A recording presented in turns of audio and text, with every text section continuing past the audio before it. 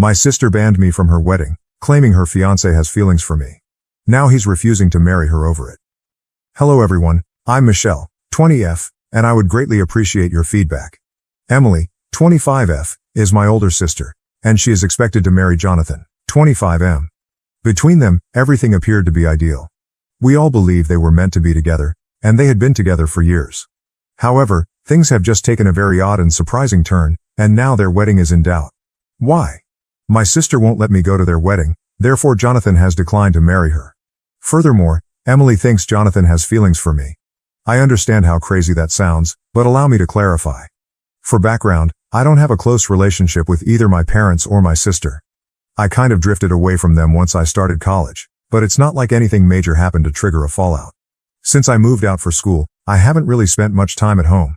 I would usually travel or go to my grandparents' house during spring holidays rather than returning home. Simply said, it seemed like a better alternative than having to cope with the unpleasantness of being at home. The problem is that I'm not at all like my sister or parents. If it makes sense, we've never really clicked. I'm not truly a part of their universe, which is their own. They never seem to understand me, and to be honest, they never made an effort.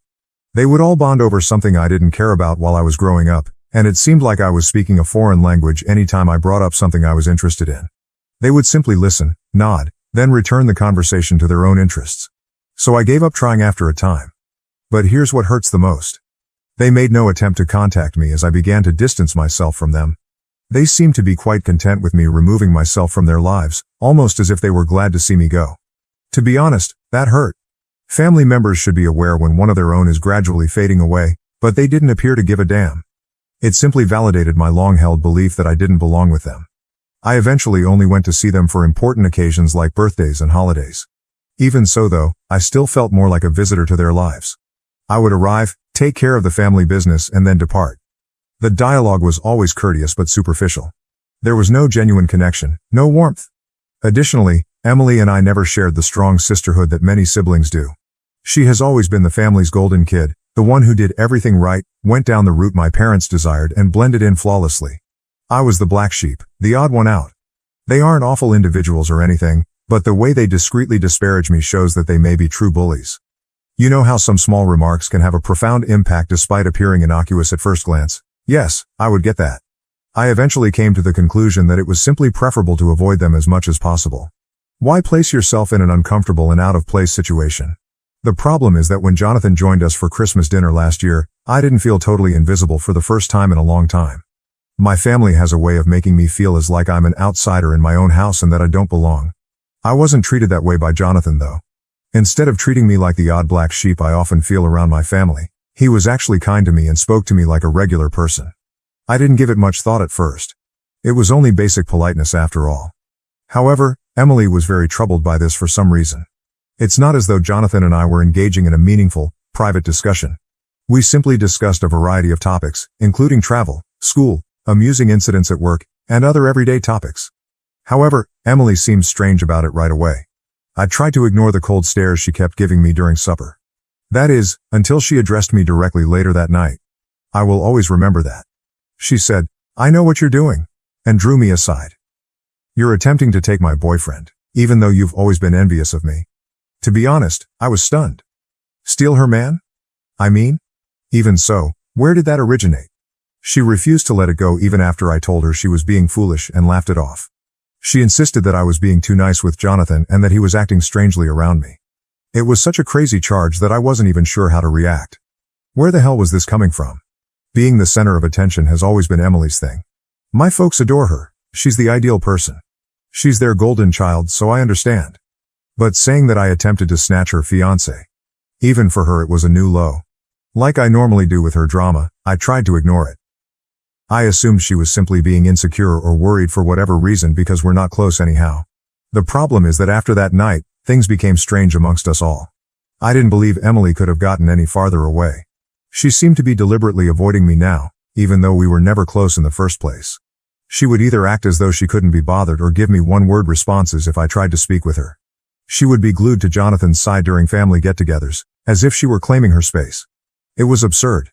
Jonathan, however, pretended that nothing had changed. He remained courteous, amiable, and normal in my presence. What truly irritates me, I suppose, is how easily my family seems to agree with Emily. There were subtle clues, but no one ever spoke to me explicitly. Every time Emily and Jonathan were present, my mother would give me these strange stares. My dad, who is generally quite indifferent, began saying more about the value of connections and the necessity of family support. Everything was quite passive-aggressive. My anger increased as I gave it more thought. I've never been the kind to become entangled in the drama of others, much less that of my sister. Why would I suddenly get interested in Emily's fiancé when we almost ever speak outside of family gatherings? It was illogical. My grandparents informed me of Emily's engagement a few months later. Indeed, I was not even informed that my own sister was getting married. Finding out from my grandparents was a stomach punch, even if I wasn't exactly expecting her to send me a personalized invitation with love and glitter or anything at this point. You know, the kind that validates your preconceived notions about your family's lack of concern for you. I suppose I had been clinging to a sliver of hope that, despite the stress and distance, she would still think of me as having been a part of this significant occasion in her life. Hey, we're sisters, right? I thought. We may not be close, but I am still her family. That was obviously too much to ask for, though. When I learned about the engagement, I kept quiet to Emily. I initially assumed that she might have forgotten to tell me or that she was simply preoccupied with wedding preparations. For some reason, I was still giving her the benefit of the doubt, even though I realized that sounds foolish. I assumed that she would ultimately give me a call or at the very least, send me a last-minute invitation. However, days stretched into weeks, and nothing happened. Crickets. Then I got an unexpected call from Emily. Since we hadn't actually spoken since that strange accusation over Christmas, I must admit that I was taken aback when her name appeared on my phone. I replied, attempting to sound informal, as if my own sister hadn't forgotten me entirely. She broke the news to him after a few awkward minutes of small talk. I'm not inviting you to the wedding. As I tried to take in what she had just said, I became silent for a moment. Even though I wasn't particularly eager to leave or anything, it still hurt to hear her say it aloud. When I asked her why, she gave me the most ridiculous explanation. I don't want you there because Jonathan has feelings for you. It will simply be uncomfortable. I had to laugh, laughed aloud indeed. It was unbelievable to me that this was taking place.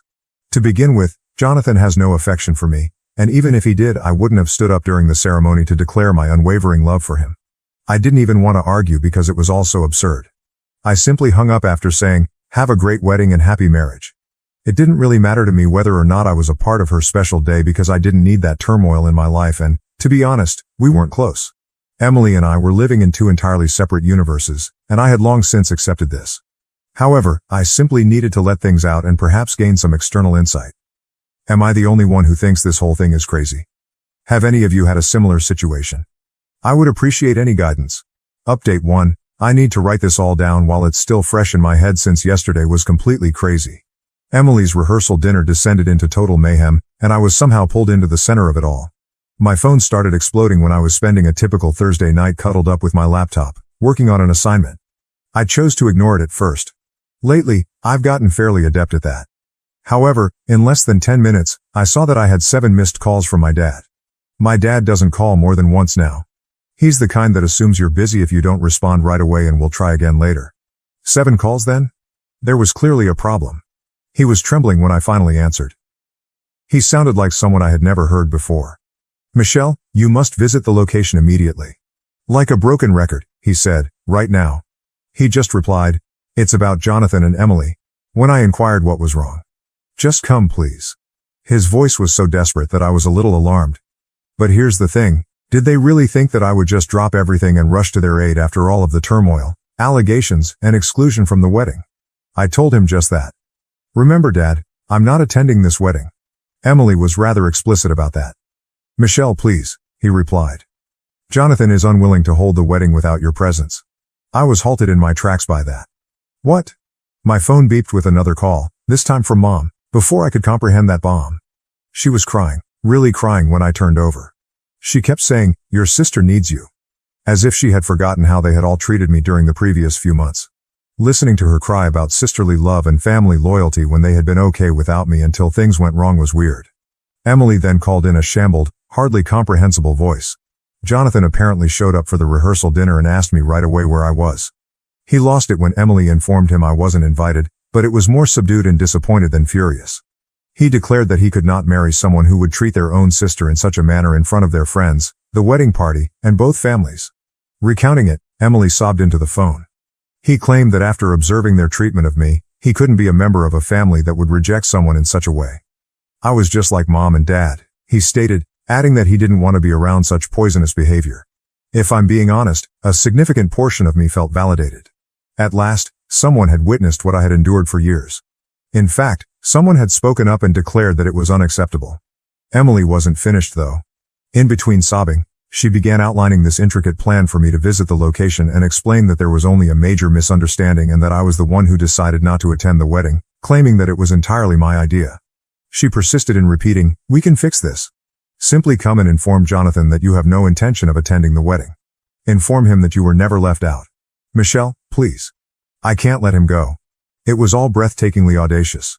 It's absurd that after months of me behaving like a man-stealing villain and being told outright that I wasn't allowed to her wedding because her fiancé could be attracted to me, she wanted me to lie in order to keep her connection intact after making me feel like trash in my own family.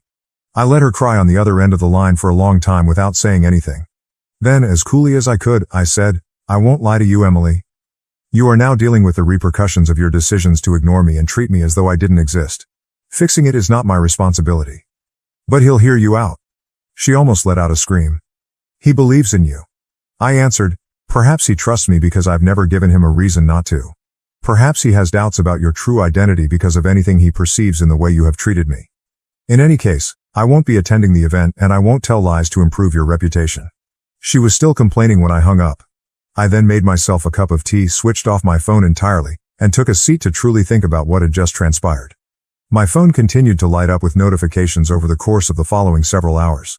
I examined it and found voicemails from my parents, missed calls from Emily's pals, and texts from relatives I hadn't spoken to in years. The entire family seemed to have banded together to try to coerce me into cleaning up Emily's mess.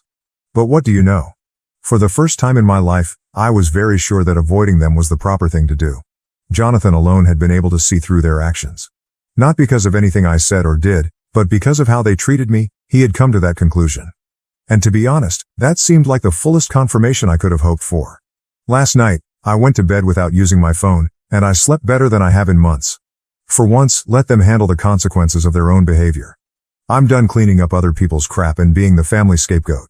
My grandparents, who are the only relatives I still communicate with, informed me this morning that Jonathan is not returning calls from Emily or my parents. It seems that he has informed his family that the wedding is final. My parents are working feverishly to contain the damage, Emily is inconsolable, and I'm just sitting here, at last content with my choice to keep my distance. I realize this is lengthy, but I had to say it all. I appreciate all of the comments on my previous post that affirmed my choice to keep my distance from my family. You were okay. Sometimes it's best to take a back seat and let others deal with the fallout from their own behavior. Update 2. Many of you inquired about my early years and the reasons behind my prolonged estrangement from my family. Since it's a somewhat weighty story, I didn't delve into it in my first post, but in light of recent events, I believe this is a good moment to explore some of it.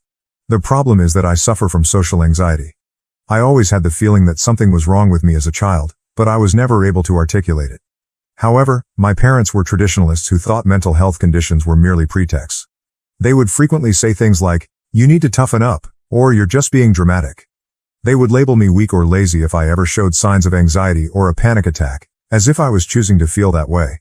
When I look back, I can see a lot of warning signs. I had this big presentation for English class when I was 15.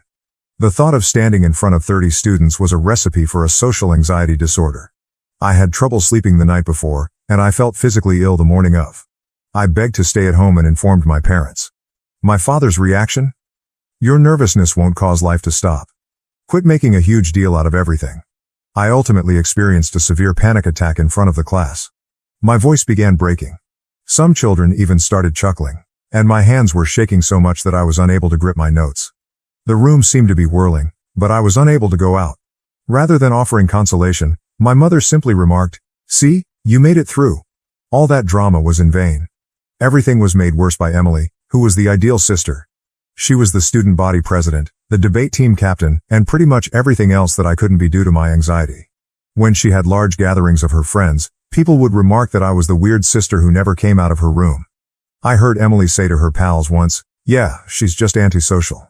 She believes that she is too good to be with anyone." My life changed when I was in college.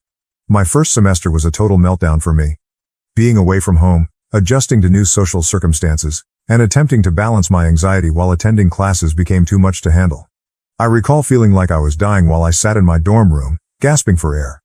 I was almost dragged to the college counseling center by my roommate, who, bless her, saw something was really wrong. The first person who truly listened to me was Dr. Martinez, whom I met there. She didn't urge me to toughen up or minimize my emotions. Rather, she assisted me in comprehending my condition. Dr. Martinez suggested seeing a psychiatrist for a proper diagnosis after a few sessions. It was like finally giving the monster I'd been battling my entire life a name when I received that diagnosis of social anxiety disorder. It wasn't seeking attention or being dramatic, as my family had always insisted. It was a legitimate ailment, and more significantly, it was treatable. The sessions of treatment opened my eyes. I learned from Dr. Martinez that my family's actions were not only unsupportive but also purposefully damaging. She gave me advice on setting limits, advocating for myself, and identifying harmful behaviors. At that point, I began to intentionally distance myself from my family. What really bothers me, though, is that my parents totally rejected my diagnosis when I tried to explain it to them. These doctors are just trying to make money by labeling everything a disease, my mother genuinely said. I was merely using big words to justify my antisocial behavior, Emily added, rolling her eyes. I made one final attempt to explain things to them last Thanksgiving, before all of this wedding turmoil began. I had prepared an entire speech on social anxiety, complete with research and figures. Michelle, when are you going to stop making excuses and start living in the real world? My dad interrupted me mid-sentence. I came to the realization that they would never change at that point. They would never make an effort to comprehend. They had an unchangeable perception of me as the challenging kid, the dramatic one, the problem. And what do you know? It was strangely liberating to realize that. It made it easier for me to cease looking for their understanding or acceptance. In retrospect, I can see how this tendency directly contributed to the wedding scenario, my parents' hasty acceptance of Emily's story without even challenging it, and Emily's rapid leap to believe I was stealing her fiancé. It's all a part of their long-held belief that I'm the one who causes difficulty and should be managed. Jonathan saw right through this. He observed how they handled me, how they minimized my emotions, and how they used me as the blame for everything. And he called it out for what it was. Poisonous conduct. In contrast to everyone else in my family's social circle who simply accepted their own version of reality. I suppose I'm attempting to convey that this wedding drama wasn't an isolated incident. The result of years of family dynamics in which I was consistently portrayed as the bad guy, the problem child, and the one who needed to be fixed. Perhaps that's why Jonathan's choice feels so righteous to me. Someone else finally noticed what I've been going through for years. Yes, that is the backstory that many of you requested. It clarifies why I'm not in a rush to make repairs right now. I've spent far too many years attempting to change how my family views me, to get their understanding, and to gain their acceptance. I've finished that. Accepting that certain individuals, even members of your family, will never understand or accept you is sometimes the healthiest thing you can do. Update 3. A month has passed since everything went wrong, and I must now reveal the last portion of this tale. At least now I can say that what began as a wedding drama is really finished, even though it has grown into something I never could have predicted. Emily lost everything when her wedding was called off. My new phone number was somehow obtained by her, and she shared it with everyone she knew. I was suddenly inundated with hundreds of hateful comments from strangers, her acquaintances, and distant family members. Guilt-tripping and downright intimidation were among the threats. The vandalism followed. Classic Emily, who used to do this to girls she detested in high school, was the first to leave eggs in my car. She escalated when that failed to get the desired response. I can't even remember how many times I discovered my mailbox ruined, my car vandalized, or my apartment door covered in offensive notes. She cut all 4 of my car tires and left a threatening note in her distinctive handwriting, which was the last straw. My parents consciously chose to ignore Emily's actions during all of this. Girls will be girls, or you need to be more understanding of your sister's pain, was their standard response to every event. They dismissed it as Emily just wanting to talk, even after I showed them security camera footage of her attempting to break into my flat. However, I was ready because of this incredible Reddit community, especially those who suggested that I install security cameras and record everything. I learned from the attorney you suggested that this constituted criminal harassment and vandalism rather than just family drama. Using witness accounts, video evidence, photos, and hundreds of threatening messages, we created a solid case. Emily ultimately realized she had gone too far when my lawyer provided our evidence along with a cease and desist notice. Her attempted break-in was captured on security tape, which was especially damaging. She attempted to bargain through her own attorney, stating that if I dropped everything, she would cover the damages. However, I declined. This was about accountability and penalties, not money. The court case proceeded quickly and decisively. Emily was accused of attempting to break and enter, criminal harassment and vandalism. She was given a permanent restraining order, required therapy, and a 1-year suspended sentence.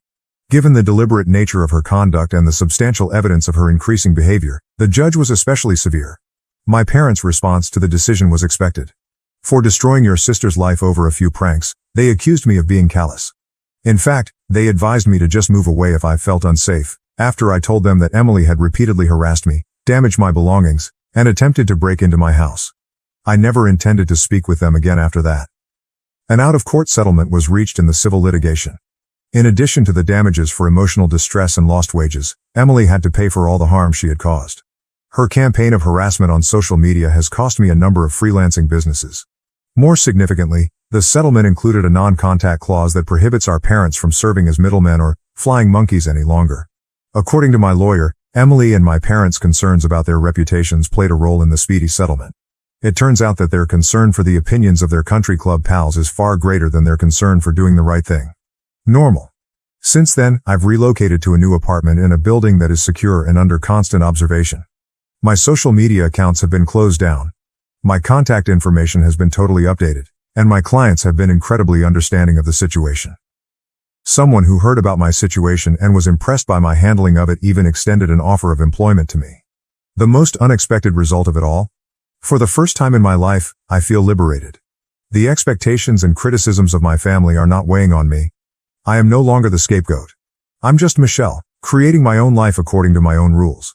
I'm neither the dramatic nor the challenging child. My life was actually altered by the Reddit community, who helped me through everything. In court, your recommendations on documentation and security precautions were crucial. When I started to doubt myself, your encouraging remarks kept me going, and your accounts of similar situations made me understand I wasn't alone. Remember that sharing DNA does not give someone the right to mistreat you if you're dealing with toxic family members. Walking away and letting them deal with the fallout from their actions is sometimes the healthiest course of action. It's about establishing limits and demanding respect, not about getting even. With therapy, my social anxiety is improving, but it's still there. It turns out that a lot of it was related to the continuous criticism and gaslighting I experienced as a child. Who would have thought that removing poisonous individuals might be such a successful treatment? I will no longer be updated now that this phase of my life is genuinely over. I'm concentrating on my education, profession, and creating a new network of chosen family members for support. I want to express my gratitude to everyone who supported me and followed my tale. You gave me the confidence to leave and the strength to advocate for myself. Living well is said to be the best kind of retaliation. The best closure, I would add, is knowing that you have finally advocated for yourself.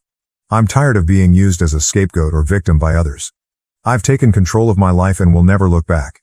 Reddit, thank you for everything and goodbye. Thank you for watching. If you haven't subscribed yet, please do so and hit the notification bell to stay updated with more shocking real-life stories happening around you.